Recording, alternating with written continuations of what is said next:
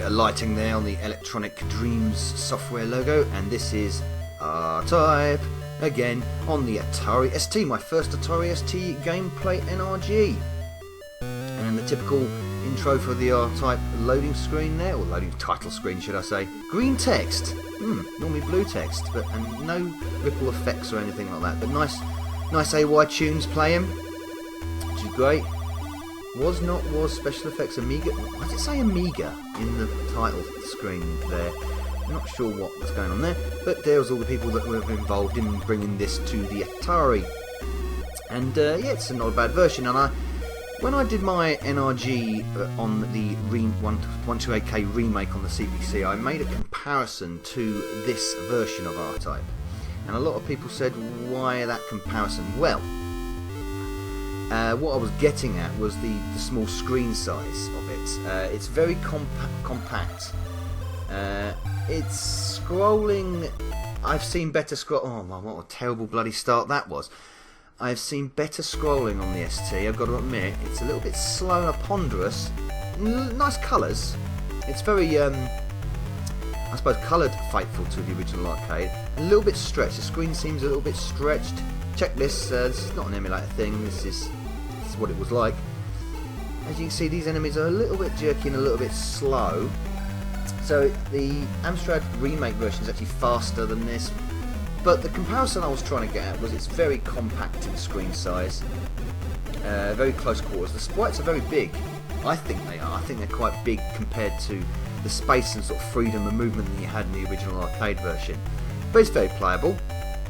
It's got all the bits and pieces and the usual. Most of the enemy pattern behaviours are exactly the same. Yeah, look, see this. Look, the space in there between what I'm flying through there is quite large compared to other versions. But then you go into this area, and it seems very tight. Probably because your ship is very big. And look at, I mean, the size of the force is huge. Oof, just missed that. There we go. Reflective lasers. They're not blue. They're just white lines, which is a bit of a shame. And they don't appear to be coming out of my force properly either. But anyway, at least they've got the revolving caterpillar there, which is nicely done. See, this is where it gets. I find this very close quarters tight. It's got some good collision detection, however. The few versions I've been playing, I've discovered that the collision detection is a bit weird in places. We'll get onto that in another version, the Amiga version for this. There you go, look at this. Look. That is massive, that gap in the middle. Massive gap, but seems to be small on the outside. So I think it's because they've just made the R9 fighter is so big in this. Destroyed him. And then we're going to go and meet Mr. Triceratops. I wish them lasers were... Something about them lasers that really bugs me. They don't seem to be centered coming out of the force properly. And they're white as well, which... they should be blue. There he is, Triceratops, with all his Geiger-esque prowess. Ooh, that tail is very jerky there. Slow, pretty slow on the frame rate. Damn it! But at least the head pops out correctly. There we go. Shoot the force in his belly.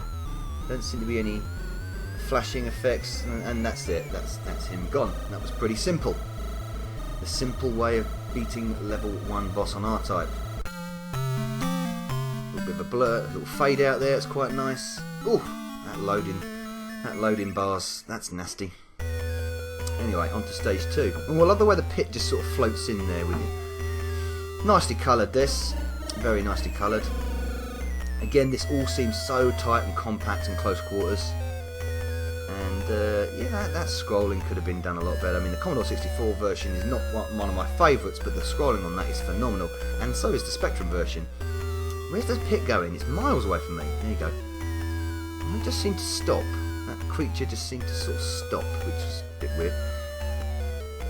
They've come in really early. Whoa, they're really low. Oh, look. You see this? What I mean? Close quarters everywhere. Whoa, whoa, whoa, whoa. They are, these eyeball things, there's plenty more of them. There's more of them than usual. Can I destroy that? Can I destroy the thing that where the mushrooms come out of? Some versions you can't, some versions you can. Whoa! I mean, this is the enemies seem to come really quick at you, but the movement is a little bit jerky and a little bit off-putting. I mean, graphically it's very, very, very pleasant. Let's see what's going to happen here. Normally, in a lot of versions, when the snake comes, things get a bit... Now, nearly.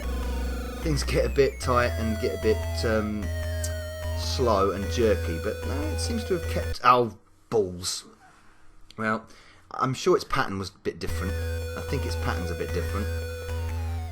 So we respawn back here. Shoot that. Oh, come on! There is a bit of a dodgy collision detection there. Come on.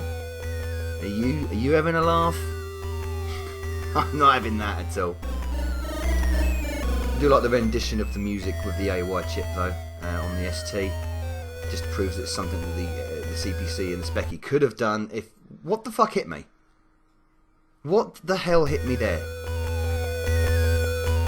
That is another thing that I was going to get off. The biggest gripe with this game. I was just waiting for it to happen. Invisible bullets. There seems to be invisible bullets in this version, and they're sort of... Look, wait on. What the fuck? No, I'm not having that. Nothing hit me there. Nothing. Right. I've had enough of that.